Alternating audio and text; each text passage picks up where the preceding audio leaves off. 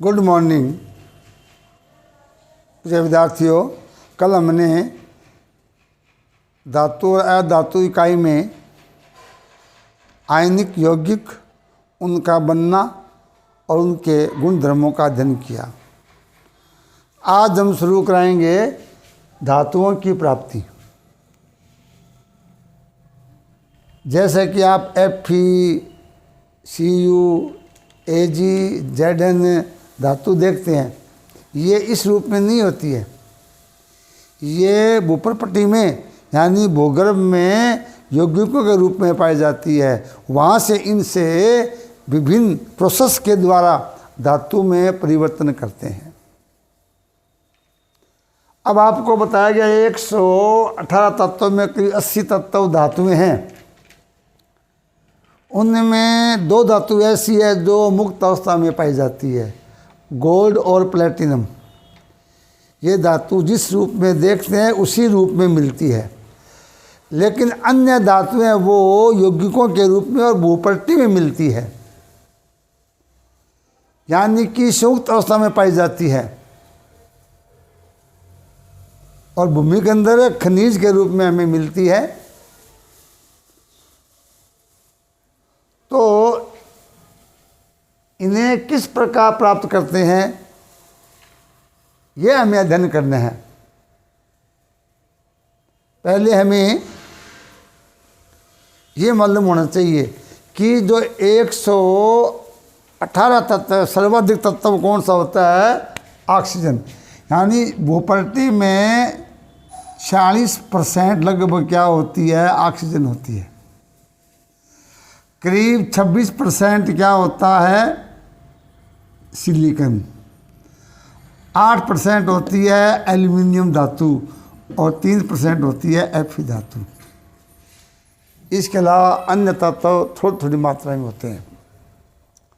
तो धातुएं वो भूमि के अंदर उनके ऑक्साइड या कार्बोनेट, सल्फेट, सल्फाइड के रूप में पाई जाती है। इनका नाम दिया गया है अयस्क। तो इसके अंतर्गत पहली बिंदु वो क्या आता है? खनिज और अयस्क। खनिज और अयस्क, इनमें एक नंबर का अंतर भी आ जाता है। खनिज वे सभी धातु या अधातु के यौगिक हैं जो भूपट्टी में या जमीन के अंदर पाए जाते हैं और जिस स्थान पर पाए जाते हैं उसे खान कहते हैं। जबकि अयस्क वे खनिज जिनसे मितव्ययता आसानी से धातुओं को प्राप्त किया जा सकता है, उन्हें अयस्क कहते हैं। यानी कि सभी अयस्क खनिज है, सभी खनिज अयस्क नहीं है। अब खनिज में तो क्या आ जाएगा? सभी चीज़ें जो भूपट्टी से निकालते हैं, कोयला वो भी खनिज है, पेट्रोलियम खनिज है, और धातुओं के यौगिक जो अयस्क है वो भी खनिज है। अयस्क इसका एक पार्ट है। अयस्क खनिज का एक हिस्सा है जिससे हम केवल धातु को ही प्राप्त कर सकते हैं। तो वह खनिज जिससे धातु आसानी से प्राप्त की जा सके उसे अयस्क कहते हैं। भिन्न भिन्न धातुओं के भिन्न भिन्न अयस्क है, जैसे बॉक्साइट एल्यूमिनियम का अयस्क है, हेमाटाइट, मैग्नेटाइट आयरन के अयस्क है, कॉपर पैराइटिट, कॉपर ग्लांस ये तांबे के अयस्क है, जिंक ब्लेंडी, सिडेराइट ये जिंक के अयस्क है। यानी विभिन्न धातु है वो भूपट्टी में carbonate, oxide, hydroxide, sulphate, halide, silicate अयस्कों के रूप में पाए जाते हैं। अब अध्ययन ये करना कि हम इन अयस्कों से हम धातु को कैसे प्राप्त करते हैं। तो सबसे पहले क्या करते हैं, अयस्कों का सांद्रण करते हैं। पहले क्या करेंगे, अयस्क का सांद्रण।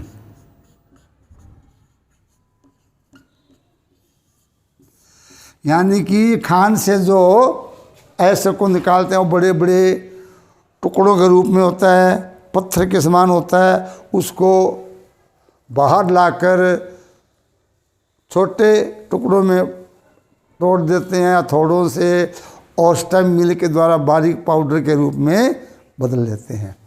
तो इस अयस्क के साथ क्या होती है, कुछ अशुद्धियाँ होती है। खान से निकाले गए अयस्क में अनावश्यक पदार्थ, क्या, धूल है, मिट्टी है, यानी इसमें धूल, मिट्टी, कंकड़, ये अनावश्यक पदार्थ होते हैं। इनका नाम दिया गया है गैंग। गैंग या मैट्रिक्स, गैंग या मैट्रिक्स या अधात्री। तो आ जाता है कि गैंग क्या होते हैं, खान से निकाले गए अयस्क में अनावश्यक पदार्थ, धूल, मिट्टी, कंकड़, पत्थर इत्यादि पाए जाते हैं। इन्हीं अवांछित पदार्थों को गैंग कहते हैं। इस गैंग को अयस्क से हटाना क्या कहलाता है, अयस्क का सांद्रण।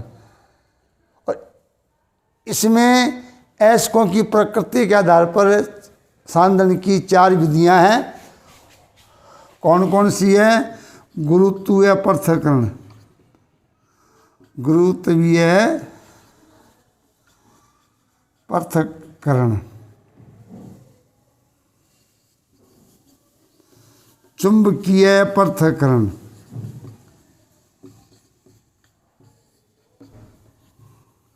जाग पल्लवन और निक्षालन।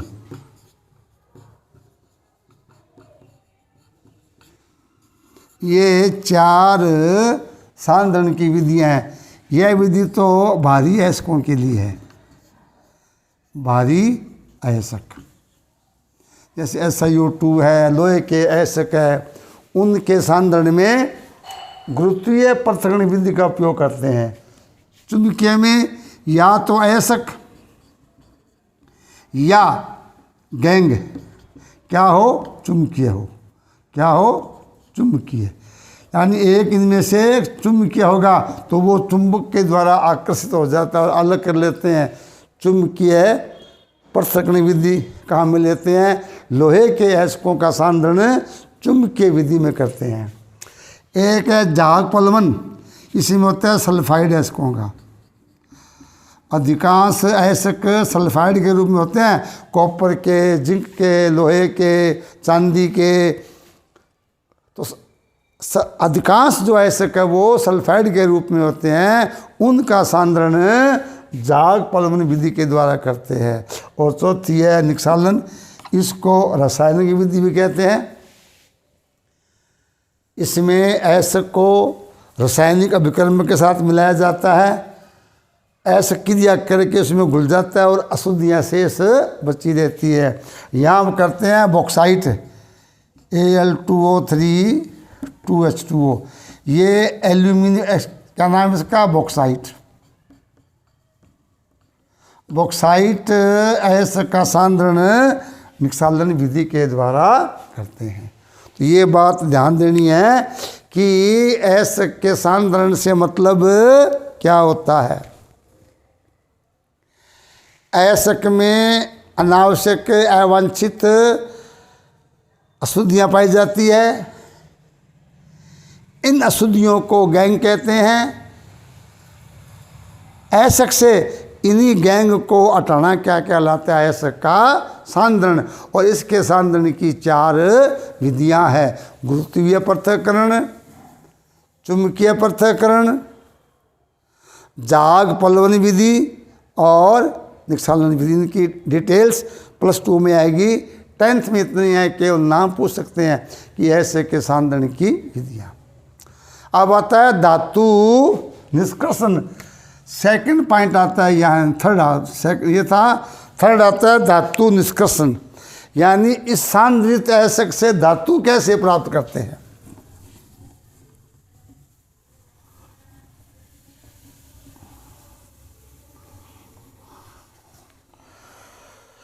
थर्ड बिंदु क्या है, धातु निष्कर्षण।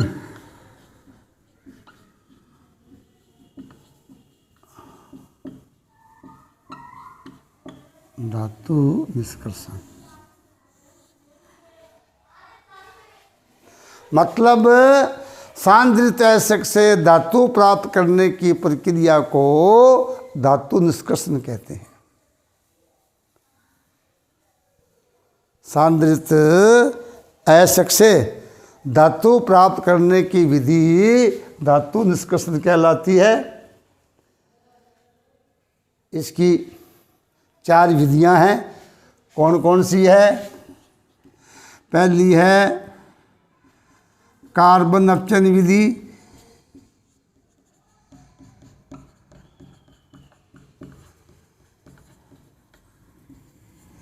इसके 3 पार्ट है, निस्तापन,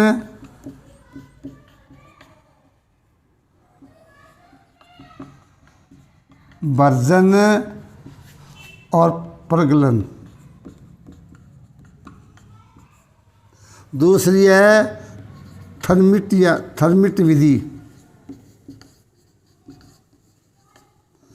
तीसरी है विद्युत अपघटन।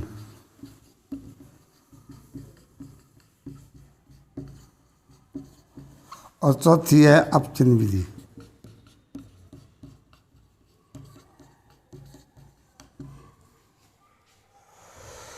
तो सबसे पहले हम लेते हैं कार्बन अपचन विधि। अब आपने धातुओं की सक्रिय धातु 3 प्रकार की होती है, अधिक क्रियाशील, मध्यम क्रियाशील और बहुत कम क्रियाशील। आपने ये एक श्रेणी पढ़ी है कि NaCa, MgAl, Fe, Zn, Pb, Cu, Ag, Au और Pt।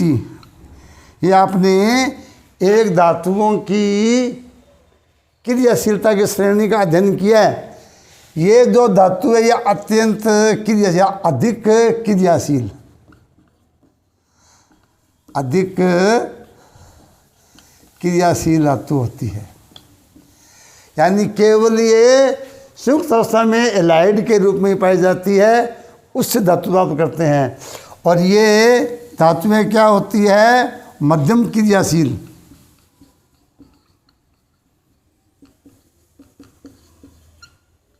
और सबसे कम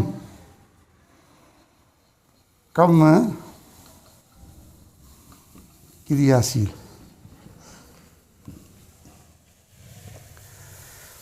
शुरू में धातु के गुणों में ये बात आपको बता दी गई है कि धातुओं में इलेक्ट्रॉन ताड़ने का गुण होता है। उस गुण के आधार पर इनकी एक श्रेणी बनाई गई है।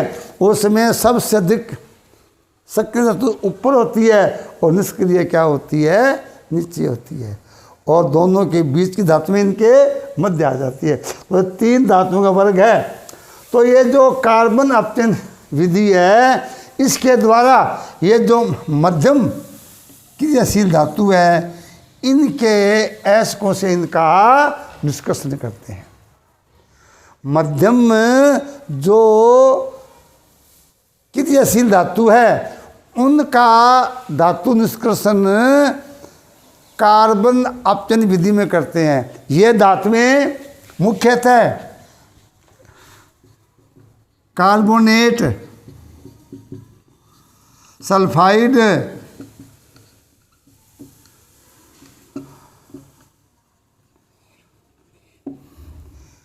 इन ऐसकों के रूप में पाया जाता है। और जल योजन Fe2O3 3H2O, यानी कि जो मध्यम वर्ग की धातु है, मध्यम क्रियाशील की धातुएं हैं, वो मुख्यतः कार्बोनेट ऐसक, हाइड्रोक्साइड ऐसक, जल योजित ऐसक और सल्फाइड ऐसकों के रूप में पाई जाती है। इनका जो निष्कर्षण है वो कार्बन अपचन विधि में करते हैं। इसमें 2 चरण हैं।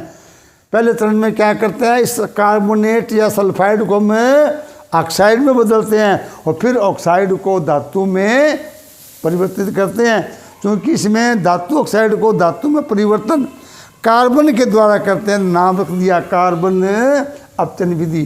तो यहाँ फिर सुन लीजिए, मध्यम वर्ग की धातु जो है उनका निष्कर्षण कार्बन अपचन विधि के द्वारा करते हैं। ये धातुएं कार्बोनेट, सल्फाइड, हाइड्रोक्साइड और जल योजित ऐसकों के रूप में पाई जाती है। इनका निष्कर्षण हम 3 चरणों में करते हैं। कौन कौन से? अभी देखा मैंने क्या नंबर लिखा था, निस्तापन, नंबर 2 भर्जन और तीसरा वादी में आएगा प्रगलन। इनमें अंतर भी आ जाता दोनों में कि निस्तापन और भर्जन क्या है, किस प्रकार है। तो ये पहले आप समझ लीजिए।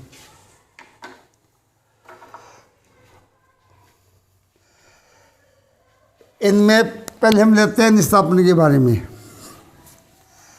निस्तापन प्रक्रम उन ऐसकों के लिए प्रयुक्त होता है जो क्या होते हैं, कार्बोनेट, FeCO3, ZnCO3 या जल योजित Fe2O3 3H2O। यानी कि नंबर 1 निस्तापन प्रक्रम उन ऐसकों के लिए प्रयुक्त होता है जो कार्बोनेट और हाइड्रोक्साइड तथा जल योजित होते हैं। दूसरा, इस प्रक्रम में ऐसक को वायु की अनुपस्थिति में करना, वायु की अनुपस्थिति,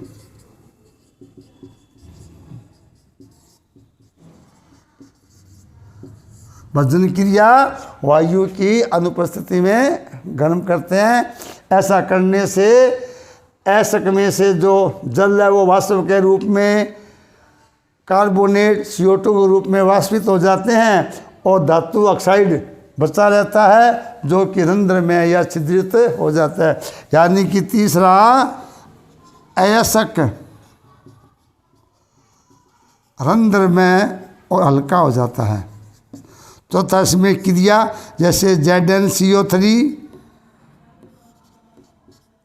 ZnO plus CO2, Fe2O3, 3H2O गर्म करने पर वाष्प का निष्कासन हो जाता है। इसी प्रकार FeCO3 गर्म करते हैं FeO प्लस CO2। तो ये अगर केवल निस्तापन आ जाए उसके लिए 4 बातें हमने आपको बता दी है। नंबर 1, यह प्रक्रम उन ऐसकों के लिए प्रयुक्त होता है जो कार्बोनेट, हाइड्रोक्साइड और जल योजित होते हैं। नंबर 2, वायु की अनुपस्थिति में ऐसक को गर्म करते हैं। नंबर 3, गर्म करने से ऐसक में से कार्बोनेट CO2 के रूप में और जल वाष्प के रूप में निकल जाता है और ऐसक छिद्रित या रंध्र में हो जाता है। और नंबर 4, ये क्रिया, इसमें ये 4 क्रिया होगी। अब चलिए भर्जन। भर्जन क्या है? ये सल्फाइड जैसे CuFeS2, ZnS, PbS और HgS, ये सारे क्या है? सल्फाइड ऐसक है।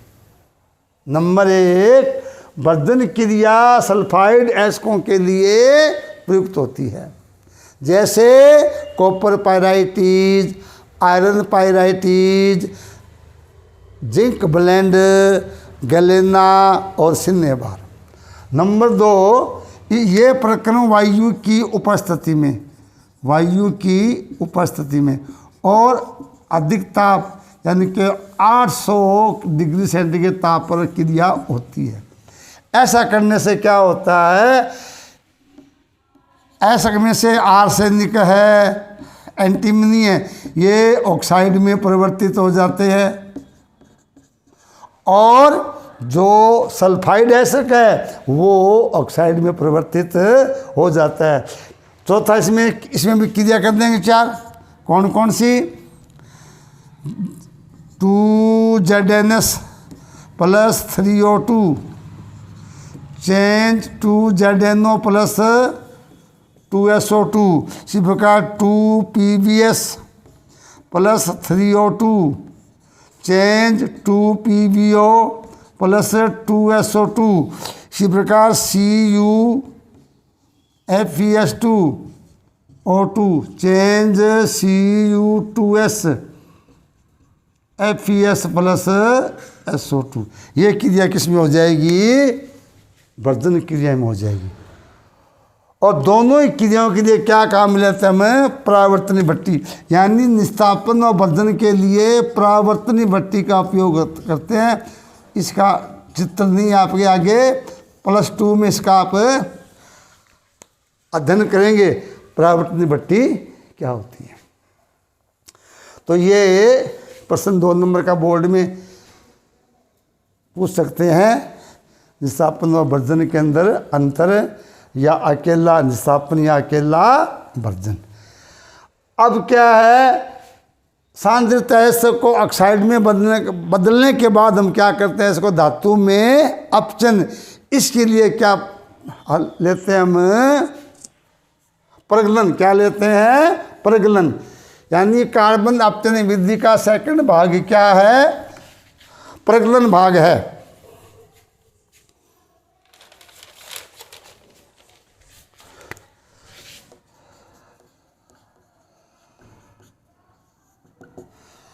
मतलब ये निस्तापित या वर्जित अयस्क, निस्तापित या वर्जित अयस्क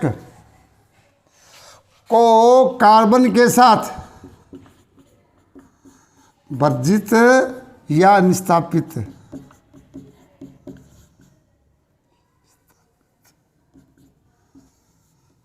अयस्क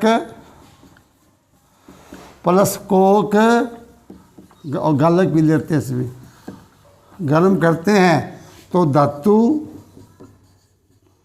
प्लस CO2 प्लस धातुमल, इसे क्या बोलते हैं? प्रगलन।